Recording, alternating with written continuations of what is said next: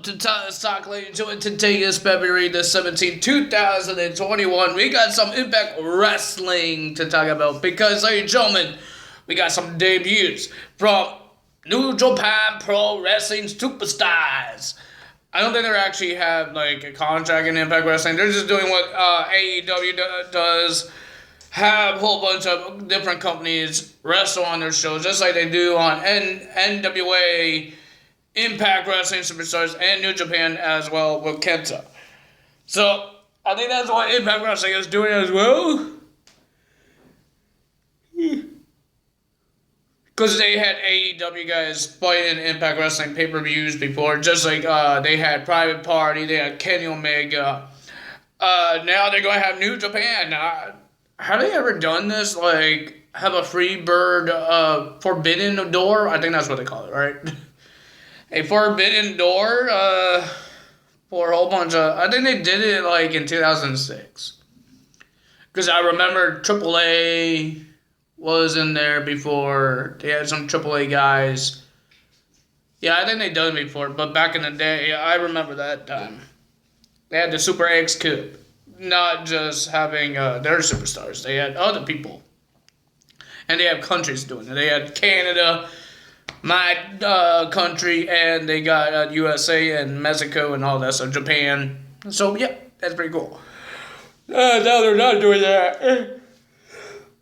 Well, I got the yawns. Hope you guys are not yawning. But, ladies and gentlemen, we got some Impact Wrestling to talk about. We know next week, we got a No One Contendership. Next week, it will be Suzanne and Kimberly versus Jazz and Jordan Grace for the No One Contendership to the Knockouts Tag Team Championships.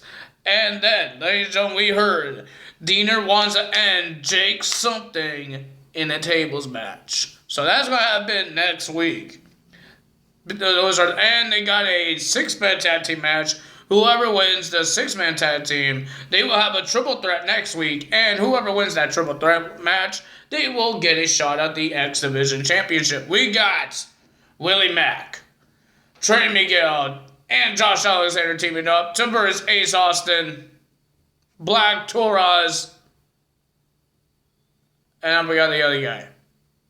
I want to say Dabari, but I don't think it's Dabari. I forgot who the other guy is. But whoever wins that 6-man tag team match, they will verse each other. That team will be versing each other in a triple threat match to become the No One Contender to the X Division Championship. So let's get to the matches. I did all the updates of what's going to happen next week and all that stuff. But ladies and gentlemen, let's get to it. We got a championship match. We only got one. But we got TJP defending his X Division Championship against the new No One Contender because he won at No Surrender, Josh Alexander. I enjoyed this match. It was pretty good, ladies and gentlemen. Strong in the speed. It was great. It was a great match. And there was a lot of submissions happening. Am I that tired? Jeez, I can't do my video if I'm yawning so much. It was a pretty decent match. I enjoyed it, but the winner of that match with the Frog Splash was TJP. He retains his X Division Championship. Then we had a Fatal 4-Way match. This is not the 6-man tag team match. I don't know, is Suicide in this? I don't know who's in the 6-man tag team match. I only know that team and the first team I said and the two guys that's in the other team. I don't know who was in the third. Who was the last guy? I don't know. I forgot. We will find out next week. Or they will put on the internet. So, ladies and gentlemen, it was a Fatal 4-Way match. Nothing on the line, but they just want to put some great X Division action on. We got Trey Miguel versus Willie Mack versus Dabari versus Suicide. I thought it was a pretty decent match. I like the X Divisions. I like the flippy-tippy-doos. And ladies and gentlemen, it was great. But the winner of that match was Trey Miguel. But when he was about to go to the backstage after his match, Sami Callihan was waiting for him. He got some words to say that every time it gets rough on Trey Miguel, he runs.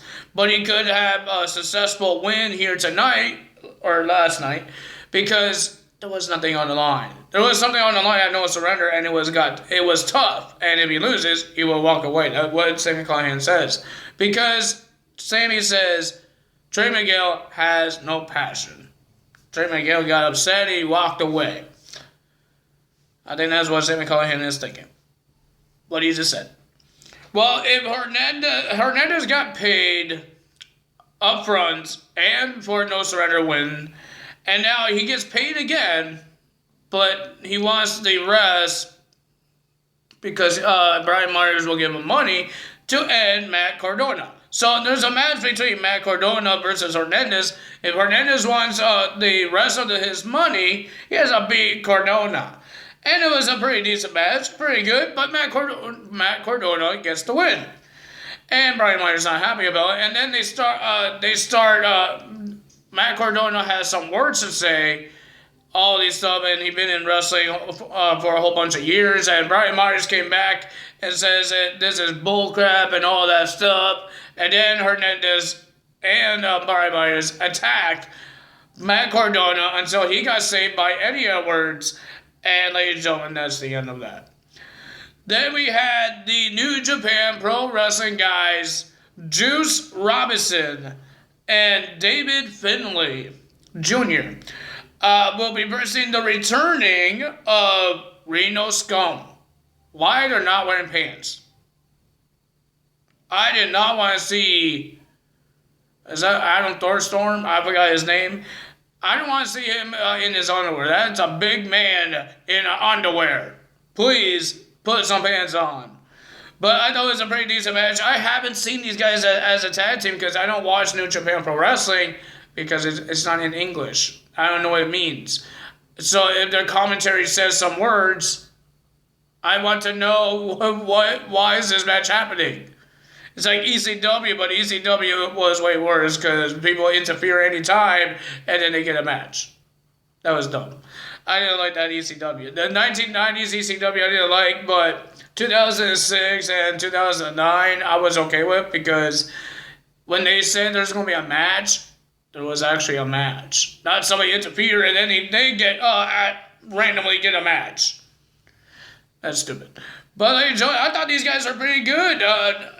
Mr. Juice Robinson he was in WWE as CJ Parker. If you don't know who he is, he got his butt kicked when Kevin Owens had his debut match. But ladies and gentlemen, Juice Robinson and David Finlay Jr. gets the win. Good job for them. I thought they were good. And then here comes the Good Brothers coming out. They all have words to say. They want to drink some beer and all that stuff. But ladies and gentlemen, does Juice Robinson and David Finlay want the tag team titles? We will find that out maybe in the future. Well, ladies and gentlemen, Nevaeh has second thoughts about her tag team with Havoc. She asks Havoc, why am I here? Why are we a team if they can't win the Knockouts tag team titles? Well, Tenille Dashwood eavesdropped, and she was listening to every word they have and telling Havoc that she is holding some baggage. And Nevaeh is upset about that, and she said you weren't invited to this conversation, but you are invited to the ring to have a match with Nevaeh. So we got Tenille Dashwood versus Nevaeh. Pretty decent match, not bad, but the winner of that match was Dashwood because Nevaeh did not want Havoc in her corner. She wants to do this by herself, but Tenille Dashwood had Caleb with a K in her corner. And then we had our main event. Rich Swann is not there because he's injured right now because of Moose, what he did at No Surrender by attacking Rich Swann's leg with a steel chair and all that stuff. So Tommy Dreamer gets he got some guts and issue a match to Moose, but not just a normal match. He wants an old schools match where weapons are used. You could gouge each other's eyes and all that stuff. No, you can't get in trouble. But ladies and gentlemen, we did see tables. We got some, I think we got some chairs. Tommy Dreamer used his bandana as a weapon. But ladies and gentlemen, the winner of that match was Moose. He got the win. He beat Tommy Dreamer. Nothing else happened. But ladies and gentlemen, are we going to see Moose Bussy versus Rich Swann for the Impact World Championship? And maybe they could unify these world titles Because I'm getting sick and tired of that TNA World Heavyweight Championship. Because it's not getting defended anymore.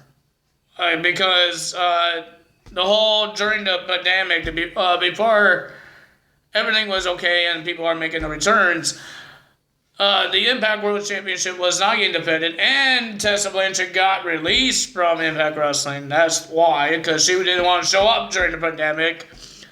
So they had the TNA World Heavyweight Championship being defended, even on their, I think it was the Rebellion pay-per-view when I think it was the Rebellion. Was it the Rebellion pay-per-view? I think it was the Rebellion pay-per-view. What else they had? What else a big pay-per-view that they put on pay-per-view shows, TV, not on the Impact Plus? Wasn't it Rebellion? I think it was Rebellion when they had to make it a 2-night show, and then they couldn't have fans on, and they had to cancel some matches or replace some superstars with other superstars.